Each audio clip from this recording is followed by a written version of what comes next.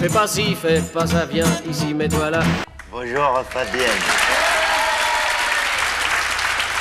Il faut passer à la vitesse supérieure et prendre des dispositions pour éviter le plus possible les flux, les rassemblements et les concentrations de population. Des quais bondés et des voyageurs agglutinés les uns contre les autres. À moins d'un mois de Noël, les Français ont fait leur retour dans les magasins pour réaliser leurs premiers achats depuis l'instauration du deuxième confinement. La cohérence là-dedans, je la vois pas trop, mais bon. Mais comme vous pouvez le constater, nous ne sommes pas encore sortis de la deuxième vague. Nous ne sommes pas encore arrivés au bout de cette deuxième vague. Ensuite, ils nous ont enlevé nos villes. Après, ils nous ont enlevé la vie, avec un virus aéroporté inguérissable. Car je pense que nous serons tous d'accord sur ce point. Faisons tout ce que nous pouvons pour réduire le risque de devoir vivre un troisième confinement dans les prochains mois. De toute façon, là, je suis sûr, il fait ça pour m'emmerder. Ça se voit, ça.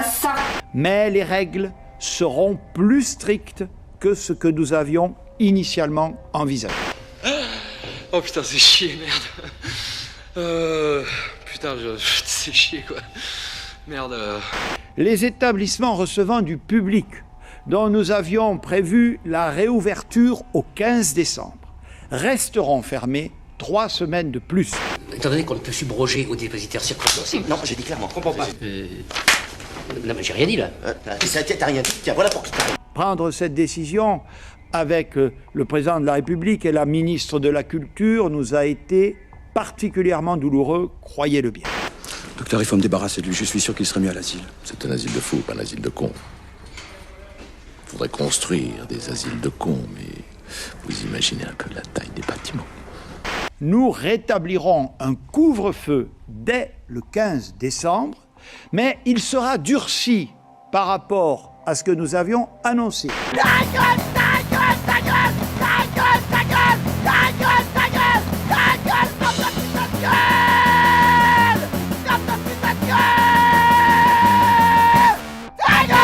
Nous autoriserons donc les déplacements pour cette soirée du 24 décembre. Tiens, mon fidèle. Ah, grand merci, Seigneur Hubert. Et là, il écrase la pomme de terre sous le tapis. Les forces de sécurité intérieure assureront les contrôles, avec tact et mesure. 20 minutes. 20 minutes de tabassage en règle d'une violence inouïe. Le document qui va suivre est saisissant. Il montre Michel, un producteur de musique parisien, à la tête de Black Hole Studio, roué de coups par 3 policiers, simplement parce qu'il ne portait pas son masque. Enfin, la situation épidémique encore difficile que nous connaissons nous conduit également à amplifier et améliorer notre stratégie tester, alerter, protéger. On va parler ensemble des tests, parce que j'ai été alerté par un mail et par plusieurs personnes qui en gros m'écrivent en me disant que y a une énorme fumisterie dans l'histoire des tests Covid, sur le fait qu'à la fois les tests Covid ne seraient pas fiables et qu'il y aurait une sorte de manipulation derrière tout ça. Ma troisième conviction est que les premiers mois de l'année prochaine doivent nous permettre de franchir un cap dans la lutte contre la Covid. L'expérience des mois passés nous enseigne qu'il n'y a pas dans la gestion de cette crise une seule solution. Nous devons agir en activant tous les leviers. Il y aura bien sûr la vaccination, dont les premières phases nous permettront de protéger d'abord les plus fragiles au cours des prochains mois. Je voudrais néanmoins vous indiquer une notion de prudence. Je crois qu'il faudra conserver tout au long de l'élaboration que vous ferez de la politique concernant la stratégie de vaccination. C'est que, premièrement, pour l'instant, nous ne disposons que de communiqués de presse de la part des industriels. Nous attendons avec impatience, et en tant que scientifique, j'attends avec impatience des publications scientifiques. Deuxièmement, par définition, le recul à ce jour sur l'évaluation de la sécurité et l'efficacité de ces vaccins ne dépasse pas 2 à 3 mois. Donc c'est encore bref, même si c'est très significatif. Je vous remercie et je me tiens, mesdames et messieurs, à votre disposition avec les ministres pour répondre à vos questions. Oui. 2, très brèves. Primo, pourquoi est-ce que je perds mon temps avec un branquignol dans ton genre, alors que je pourrais faire des choses beaucoup plus risquées? Comme ranger mes chaussettes, par exemple. Deuxio, comment comptes-tu claquer des doigts pour tes molosses, une fois que je t'aurai bouffé les pouces des 2 mains? Nous sommes en guerre. Toute l'action du gouvernement et du Parlement doit être désormais tournée vers le combat contre l'épidémie. C'est une putain de pandémie. C'est pas vrai. T'es débile, toi. Une pandémie, c'est une pandémie. De jour comme de nuit, rien ne doit nous en divertir. Une personne lambda se touche le visage en moyenne 3 à 5 fois par minute. Entre-temps, elle touche les poignées de porte, les distributeurs de boissons et les gens qui l'entourent. Le premier jour, ça concernait 2 personnes. Puis on est passé à 4, à 16. Dans 3 mois, on en sera à 1 milliard. C'est ça qui nous pend au nez. Ne parlez à personne, ne touchez personne, ne vous approchez pas des autres.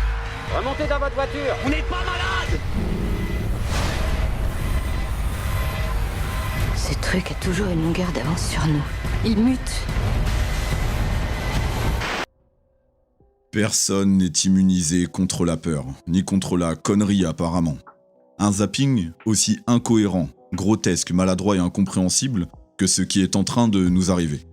Il nous parle de masques qui ne protègent de rien. Nous le savons, vous le savez, et si vous l'ignorez encore, c'est qu'il y a tout de même chez vous une volonté d'auto-sabotage ou de déni.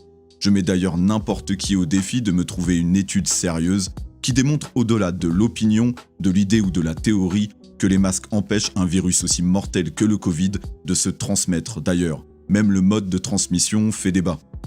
Nous sommes loin, que dis-je, à des années-lumière de tous les films catastrophes relatant d'une pandémie meurtrière et sans nous reposer sur la fiction, loin de celle qu'a déjà rencontrée notre monde. Les Français, comme ailleurs, continuent d'aller travailler en huis clos. Pour y aller, ils prennent les transports où ils sont entassés les uns sur les autres. Et les enfants, quant à eux, continuent d'aller à l'école masqués. Pourtant, nous sommes frappés par une pandémie qui, si nous les écoutons, est la pire de toutes. Alors que nous n'assistons à aucune hécatombe, si ce n'est autre que dans les chiffres. Mais qui les écrit et sur quoi se repose-t-il ? Pas d'hécatombe, ni dans les supermarchés, ni dans les manifestations, ni ailleurs, où nous le savons tous très bien que personne ne respecte à la lettre les gestes soi-disant barrières qui ne sont autres que des barrières psychologiques pour entretenir la peur.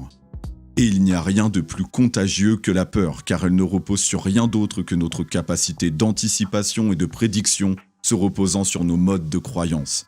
Il y a des peurs qui peuvent se justifier, mais ici nous le voyons bien. Sommes-nous dans une pandémie à la carte ? Qui tombe malade et qui en meurt ? Et ceux qui meurent-ils réellement du Covid ? Franchement. Nous lisons les mêmes articles, nous entendons les mêmes spécialistes, qui certes se contredisent, mais qui dans cette contradiction nous poussent à cultiver notre libre arbitre en nous armant intellectuellement. Regardons avec nos yeux, pas avec nos oreilles. Enfin, sauf si vous avez déjà été vacciné et que vous avez des yeux qui poussent dans les oreilles. Blague à part, il parle de thérapie génique. Souvenez-vous de ce qu'a dit le professeur Perron. Et après, alors il y a un troisième groupe dit de vaccins, mais alors là, c'est pas du tout des vaccins, c'est là, je dis, il y a supercherie. C'est le vaccin, par exemple, de Moderna, de Pfizer. C'est non, c'est pas des vaccins, c'est des produits de thérapie génique à ARN. C'est-à-dire que c'est pas des vaccins, c'est de la thérapie génique. Alors là, on joue aux apprentis sorciers parce que cette technique elle a été faite chez des légumes, mais elle n'a jamais été faite. C'est un peu comme l'OGM, un peu. Voilà, c'est ça. Ouais. L'homme va être le premier cobaye sur Terre de ce type de technique. Peut-être que ça marchera, mais on fait ça en 2 mois à la va-vite. Je ne vais peut-être pas rentrer dans tout le détail de la technique. Vous voulez dire que c'est pas absolument sûr. C'est-à-dire qu'il y a des gens qui disent que ça peut modifier définitivement nos chromosomes, nos gènes, et éventuellement transmettre ces anomalies à nos enfants. C'est une méthode utilisée jusqu'alors pour les OGM qui ont la faculté de programmer l'ADN des plantes afin qu'elles tuent leurs propres semences. Mais quel est le but ? Pour y voir un peu plus clair, voici un extrait d'une vidéo de la chaîne qui pique. So I'm hoping that's going to happen pretty smartly this autumn. But then don't forget, these vaccines are unlikely to completely sterilize a population. They're very likely. Donc je vous répète son lapsus, il dit ceci: n'oubliez pas que ces vaccins sont peu susceptibles de stériliser complètement une population. Donc là c'est assez incroyable, au lieu de parler d'immunisation de la population par le vaccin Covid-19, il parle de la stériliser. Le but ? Eh bien, peut-être transmettre un patrimoine génétique déficient à nos enfants pour qu'ils deviennent stériles. Connaissez-vous les chiffres, toujours les chiffres, car on estime les couples atteints d'infertilité dans le monde à plus de 15%, je ne sais pas si vous imaginez. D'ailleurs, je pense que ceux qui m'écoutent connaissent au moins un couple qui rencontre des difficultés à procréer. Beaucoup parlent d'une extinction massive, mais à quoi bon si sur 2 ou 3 générations, les futurs adultes de ce monde ne peuvent plus procréer sans être médicalement assistés. Celui qui contrôlera les naissances, contrôlera l'humanité, il deviendra Dieu, en faisant du vivant un marché. Bienvenue dans l'ère de l'eugénisme et du transhumanisme, avec des êtres humains stériles, dociles et améliorés selon des codes qui répondront à ceux de l'industrie, du contrôle et de la production. Ils l'ont fait avec les plantes pour les transformer, les cultiver, les produire et les contrôler. Ils l'ont fait avec les animaux pour en faire comme le végétal une marchandise. Pourquoi ne le ferait-il pas avec nous pour nous réduire à l'esclavage comme du bétail docile et sélectionné? S'ils sont si sûrs d'eux, c'est pour une bonne raison. Je doute qu'ils prennent le risque d'effets secondaires qui pourraient être visibles en les mettant directement en danger. Le développement d'un vaccin, bien qu'il ne s'agisse pas de ça, se fait en temps normal en 3 phases, jusqu'à sa mise sur le marché. Pensez-vous qu'ils ont réellement commencé à travailler sur cette innovation lors de l'apparition du Covid? Ici, il se passe de la dernière phase, parce que la phase 3, c'est nous. Alors là, oui, je fais du complotisme car les complots, ça existe, et qu'à mon sens, il fomente un crime contre l'humanité face auquel nous sommes impuissants.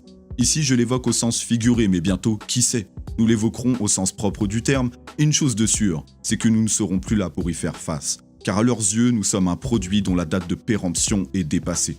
Je n'ai plus de solution, car nous l'avons tous, celle de parler à l'unisson. Là devrait être notre mission, mais non. L'ego. La religion de l'homme pour l'homme s'est instaurée comme une réalité. Ils ont réussi avec brio là où nous avons échoué. Et les justes qui sont les silencieux de ce monde n'auront jamais la prétention de s'imposer, car leur volonté n'est pas de se mettre en avant mais d'apporter des idées, où le nous l'emporte sur le jeu, au sens qui vous convient car dans cette cabale les deux se valent. Honte à ceux qui divisent, honte à ceux qui sont dans l'ego, honte à ceux qui manipulent, il n'y a pas de place pour eux. Honte à ceux qui vous demandent de l'argent tout en vous disant que c'est pour vous aider alors qu'ils cèdent et qu'ils se servent en premier.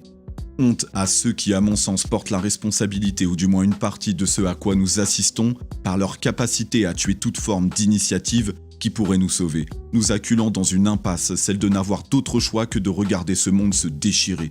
Non en 2 mais en 1000 morceaux qui, plus le temps passe, se dégradent, perdent de leur nature, de leur substance et de leur origine, à tel point qu'ils ne peuvent plus être recollés.